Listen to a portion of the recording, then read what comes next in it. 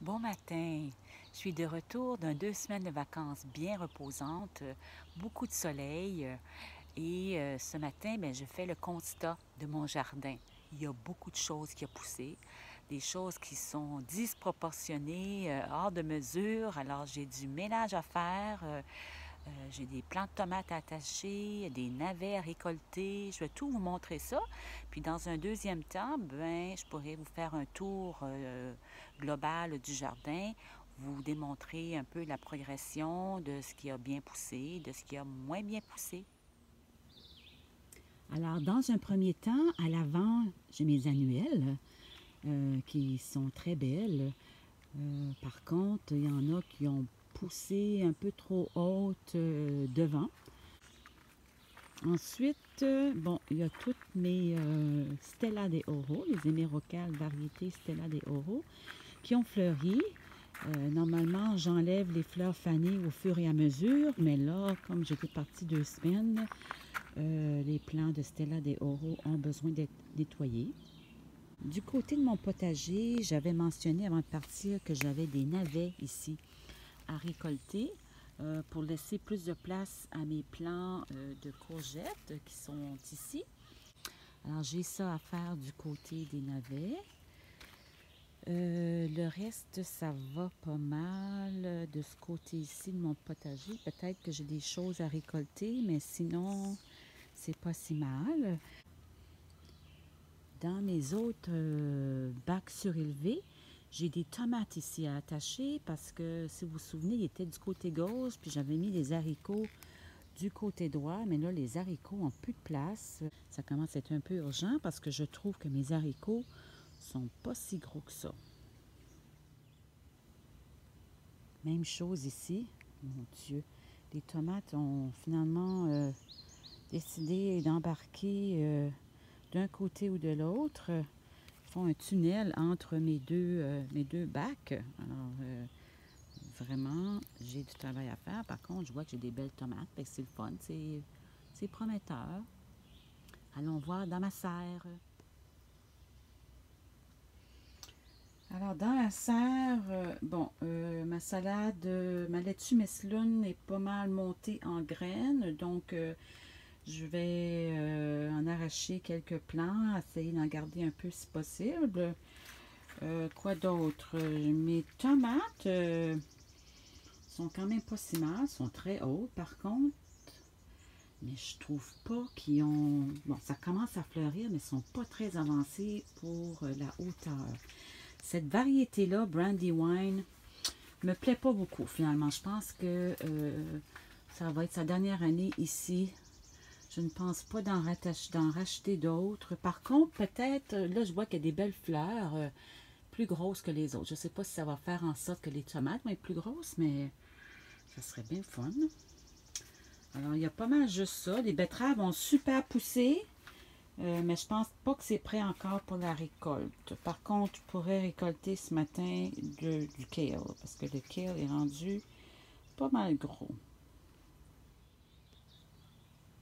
Alors, c'est pas mal ça, le travail que j'ai à faire aujourd'hui. J'en ai quand même pas mal. On voit ici mes monarques qui sont magnifiques. Je vais travailler là-dessus, puis on se revoit tout à l'heure. OK. Alors, on est maintenant en après-midi. Je suis pas mal contente parce que j'ai fait pas mal de travail ce matin. C'est sûr qu'il reste beaucoup de choses à faire.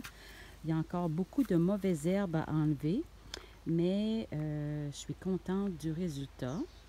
À l'avant, j'ai mes annuelles qui sont pas mal. En tout cas, je pourrais dire qu'elles ont tous ouvertes pendant mon absence. Il y avait les petites Rudbecki variété Toto qu'on voit ici à l'avant. Tiens, je vais vous la montrer de plus près. Elles étaient tous à la veille d'ouvrir quand je suis partie, mais là, elles sont toutes ouvertes. Et avec la verveine et le coléus qu'on voit à droite, c'est vraiment beau. J'aime beaucoup le coup d'œil cette année. Je suis contente du résultat parce que l'année dernière, ça avait pris beaucoup trop de temps avant de fleurir. Pour ceux qui se demandent quel est le nom de cette belle annuelle, c'est de la salvia. Et ensuite, ici, on retrouve du calendula. Regardez comme c'est beau. Ensoleillé, orangé. Merveilleux. Et ensuite, ma lavande qui a fleuri.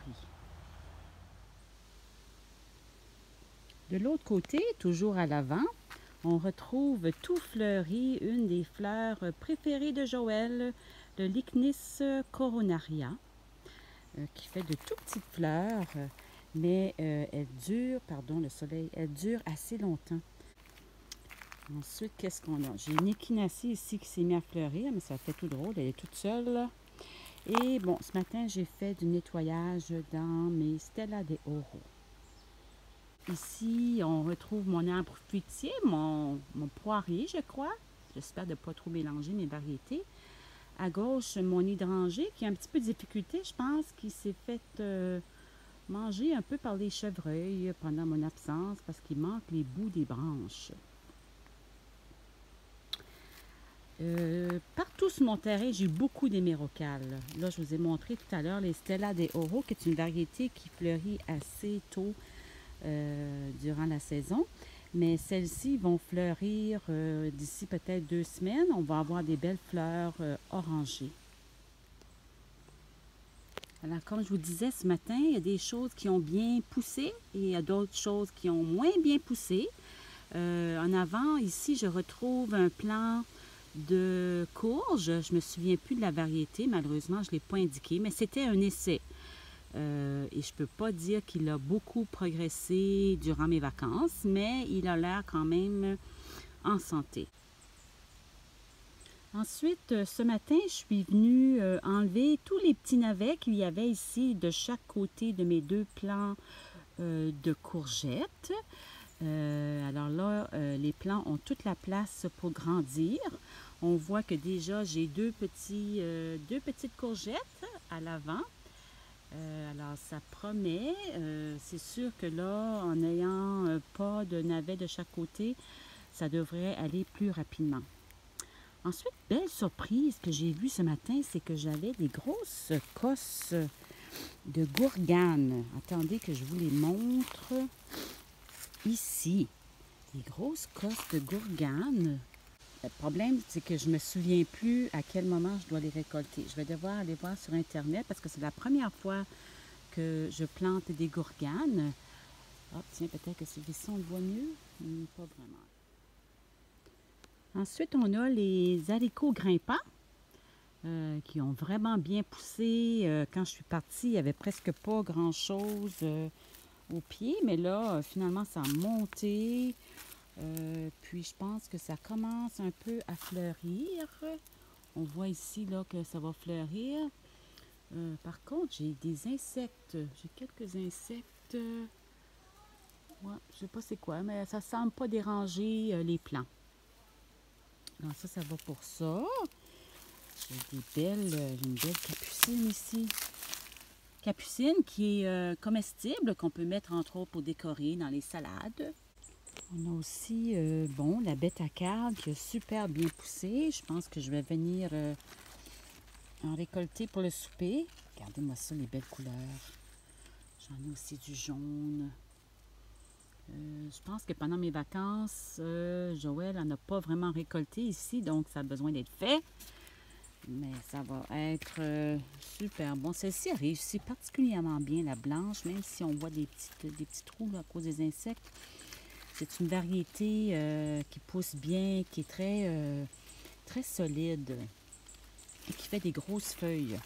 Ma belle-mère en avait beaucoup dans son jardin de cette variété-là. Le kale va plus ou moins bien. On voit qu'il y a eu des insectes, mais je vais quand même assez en récolter aujourd'hui. Le piment de Joël va super bien. Regardez-moi ça. On en a plusieurs. C'est des jalapenos. Joël aime beaucoup le piquant dans ses aliments. Puis, cette année, il s'est décidé à en faire pousser. On en a quand même plusieurs. Wow! Là, en avant, j'ai une capucine, là, mais on voit ça. C'est super beau. Ça devrait rougir sous peu. Du côté des haricots, j'en ai un ici que je viens de vous montrer qui est grimpant. J'en ai d'autres qui sont plus du format arbuste. et qui sont à la veille de fleurir. On voit les petites fleurs mauves. Par contre, les tomates prennent beaucoup de place. Fait qu'on dirait que cette année, les haricots vont pas aussi bien que l'an dernier. L'an dernier, j'avais mis que des haricots dans certains des bacs surélevés. Et là, cette année, les bacs sont partagés avec les tomates. Là, je sais pas, on dirait que ça va un petit peu moins bien. Oh, j'ai une petite tomate qui est prête à être mangée. La première. Elle n'est pas encore tout à fait sucrée, mais ça va venir. Avec les canicules, la chaleur, le soleil, ça devrait aider. Alors, du côté de mes vivaces, on retrouve les monardes. Je suis vraiment contente de les voir en fleurs. Quand je suis partie, c'était pas encore commencé. Alors là, elles sont toutes fleuries. Comme je vous avais dit, les fleurs des monardes sont comestibles et sont adorées par les colibris. Donc, il arrive souvent qu'on voit des colibris se déposer sur les fleurs. Et ces fleurs, comme je disais, sont délicieuses en salade avec un petit goût sucré. En bas, on retrouve les calendulas et la bourrache dont je vous avais parlé qui attire entre autres les abeilles. Ici, on en voit une justement, une petite abeille. Et ça fait de belles petites fleurs bleues en forme de clochette. C'est très joli.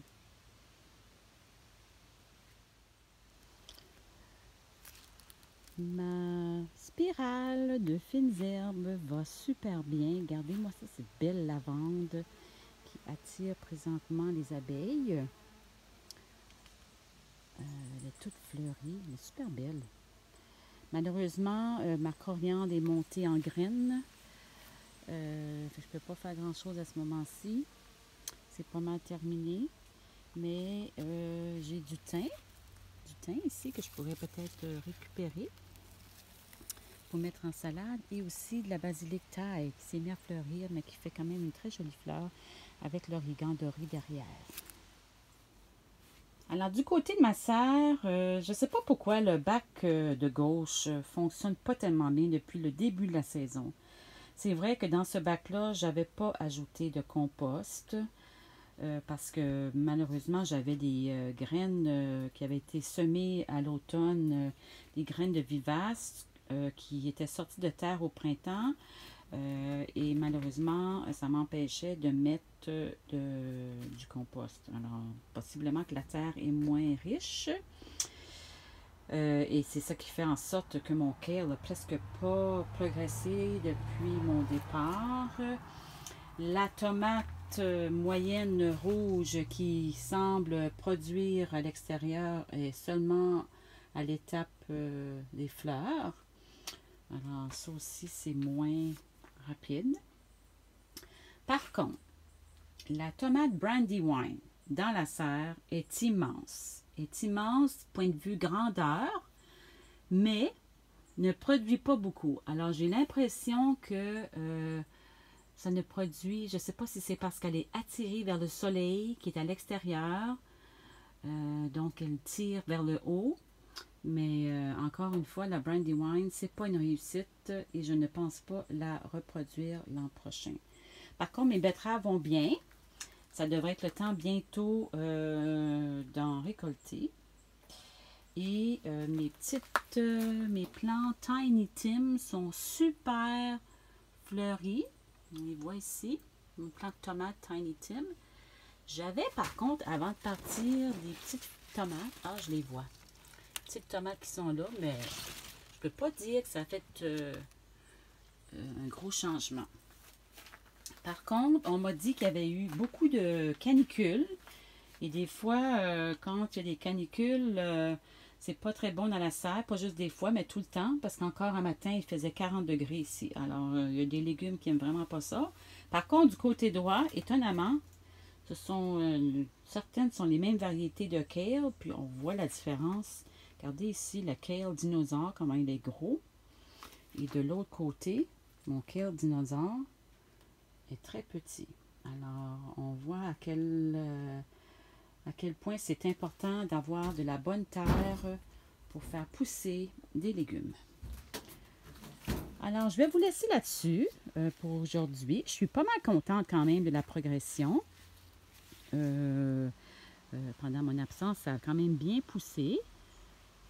La prochaine fois, ce que je ferai, c'est que j'irai vous montrer ce qui a été fait du côté de ma petite zone d'expérimentation, puis aussi la petite butte ici que je laisse aller de façon sauvage.